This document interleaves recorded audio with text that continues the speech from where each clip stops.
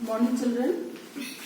So we will continue the topic self-sustaining units, the ecosystem in class 8th bio.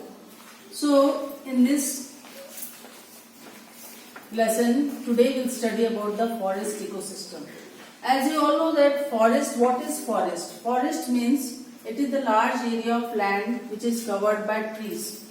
And the trees which are present in the forest, they are of all types. They are also called herbs. They are also called shrubs and also the trees. You all know about herbs. These are very small plants. Shrubs which are medium-sized plants and trees which are long plants. So all these three different types of plants, herbs, shrubs and trees, they are present in the forest. And when the area, large area is covered by the trees, these all herbs, shrubs and trees, they are called forest. Now, before studying the different types of forest, we will study what is the structure of forest. So, forest is divided actually into, if we study the structure, it is divided into 5 parts or 5 layers we can say. The first one is emergent layer, second is the canopy layer, third part is the woody climbers, fourth one is understoried layer and the fifth part is the forest floor. So why this forest is divided into different layers? It means that different types of trees according to their size and how much the sunlight reaches on that particular area, they are divided into different layers.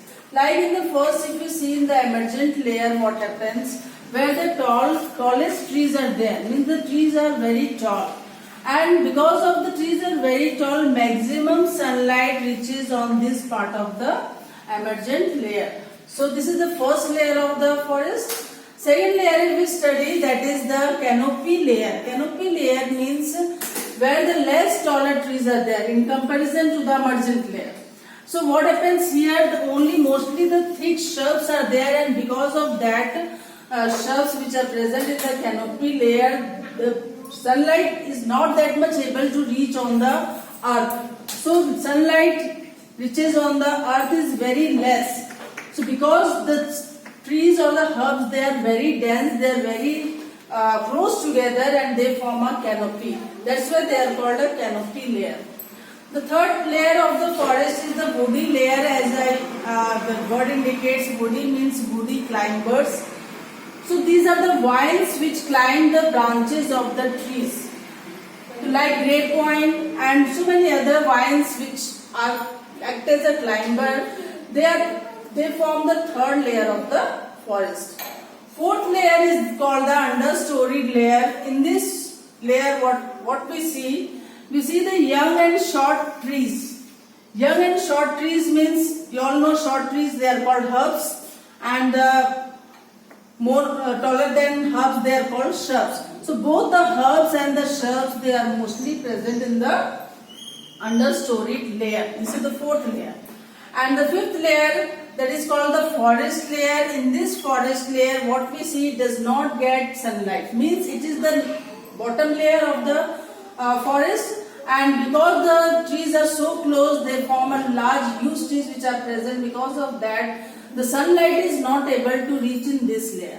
So this form the forest layer, and here mostly the fallen leaves or the dead leaves or the dead plants, they are present on the floors, which form the compost and which decompose slowly into manures or the compost. So these 5 layers we can see of the forest: emergent layer, canopy layer, woody climbers, understoried layer and the forest fruits. Now we come to the types of forest. There are specially 3 kinds of forest we see in our earth. Actually the forest in our earth is 1/3 of the total planet. Total planet means हमारे अर्थ में जितना भी land है उसका 1/3 part पूरा forest से covered है. और ये फॉरेस्ट डिफरेंट टाइप्स के हैं. According to the climate, according to the area, the forest are described into different categories. And these three are the main types of forest: tropical forest, temperate forest and boreal forest. So first we'll study about the tropical forest. According to the position on the earth, This forest is divided into three types. So first, tropical forests, they are present mostly along the equator. Along the equator means between the Tropic of Cancer and the Tropic of Capricorn. If we study the structure of the earth, so this is the equator, the middle part is called the equator, and this part is called the Tropic of Cancer, and this part is called the Tropic of Capricorn. So along the equator between Tropic of Cancer and Tropic of Capricorn, these tropical forests are found. Second one is the temperate forest, and these temperate forests are mostly present above the tropics. Above the tropics means tropics like Tropic of Cancer here it is, and Tropic of Capricorn here, तो उसके ऊपर तो वो present होता है temperate forest. And these temperate forests are divided into two types: temperate deciduous forest and temperate evergreen forest. Temperate deciduous forest means where the trees shed their leaves once a year. एक साल में एक बार वो अपना trees को shed कर देते हैं, निकाल देते हैं. That type of forest is called temperate deciduous forest. And temperate evergreen forest means where the trees are evergreen throughout the year. So these two are the main types of the temperate forest. And the third one is the boreal forest. It is present towards the north of the temperate forest. तो ये temperate forest के और ऊपर जो forest present होता है उसे कहते हैं boreal forest.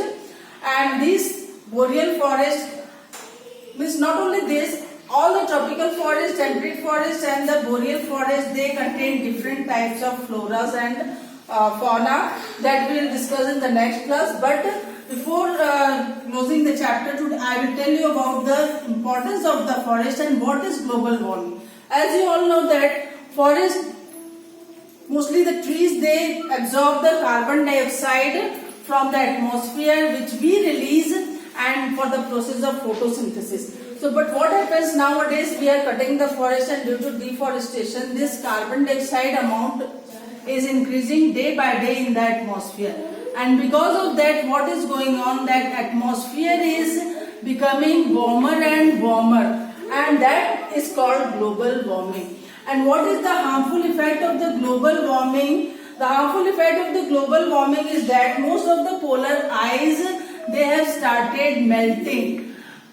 So they have started melting means if such a situation will continue to get throughout the year and after year, what happens? The earth will be filled with the water, or the sea level of the sea level will rise. And what happened? The whole earth will be submerged in the water. That is the main harmful effect of the global warming.